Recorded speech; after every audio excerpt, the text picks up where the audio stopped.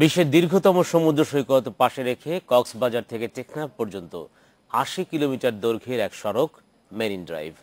হাজার কোটি টাকা খরচে ২০ বছরে এর নির্মাণ কাজ শেষ করল সেনাবাহিনী। এতে বাড়বে পর্যটন সম্ভাবনা, বাণিজ্য প্রসারেও রাখবে ভূমিকা বলছেন সংশ্লিষ্টরা। একদিকে উত্তাল সাগর, অন্যদিকে সবুজ পাহাড়, আর এর মধ্য দিয়ে ৮০ কিলোমিটার দীর্ঘ এক সড়ক মেরিন ড্রাইভ। বিশ্বের দীর্ঘ সমুদ্র সৈকত ধরে ২৪ বছরে নির্মিত সড়কটি থাকছে পর্যটক আকর্ষণের কেন্দ্রবিন্দুতে। কক্সবাজার থেকে টেকনাফ পর্যন্ত এই মেরিন ড্রাইভ নির্মাণ হয়েছে ৩ ধাপে। প্রথম দফায় কদমতলী থেকে ইনানী পর্যন্ত ২৪ কিলোমিটার, দ্বিতীয় দফায় শিলখালী পর্যন্ত ২৪ কিলোমিটার, আর শেষ দফায় টেকনাফের সাবরং পর্যন্ত তৈরি হয় ৩২ কিলোমিটার সড়ক। এতে খরচ হয়েছে ১,০৪০ কোটি টাকা।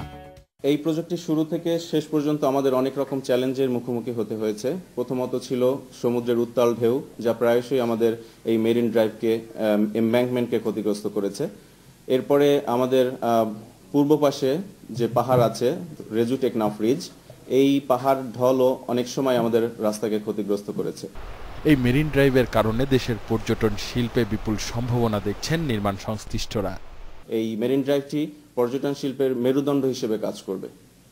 এছাড়াও যে কৃষি জমি আছে মেরিন ড্রাইভের পাশে, এবং জনগণকে লবণাক্ততা থেকে রক্ষা করবে। সমুদ্র ও পাহাড় বেষ্টিত দৃষ্টিনন্দন এই মেরিন ড্রাইভ বাণিজ্য প্রসারেও বড় ভূমিকা রাখবে বলে মনে করছেন স্থানীয়রা। যাতায়াত এখান থেকে টেকনাফ শর্টকাটে যাওয়া যায়, পুরান রোড দিয়ে অনেক দূর, আর এই রোড দিয়ে কাছে। একদিকে মানুষ সমুদ্র দেখে দেখে যাবে, একদিকে পাহাড় দেখে যাবে, আরও যোগাযোগের ব্যবস্থা আরও উন্নত হবে। প্রথম পর্যায়ে ১৯৯৩ সালে সড়কটির কাজে হাত দেয় সড়ক ও জনপথ বিভাগ। পরে প্রচণ্ড ঢেউয়ে সাগরে বিলীন হয় এর ২ কিলোমিটার অংশ। দ্বিতীয় ধাপে ১৯৯৭ সালে সেনাবাহিনীর তত্ত্বাবধানে শুরু হয়ে ২০ বছরে নির্মিত হল কক্সবাজার থেকে টেকনাফ মেরিন ড্রাইভ। আসিফ জামান সুমিত, ইন্ডিপেন্ডেন্ট নিউজ।